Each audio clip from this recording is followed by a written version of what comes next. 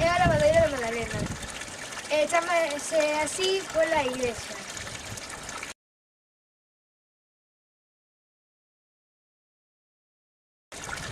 Foi construído no ano 1836 e, desgraciadamente, non podemos saber quen foi o canteiro que a construiu porque a placa está tan deteriorada que non se pode ver.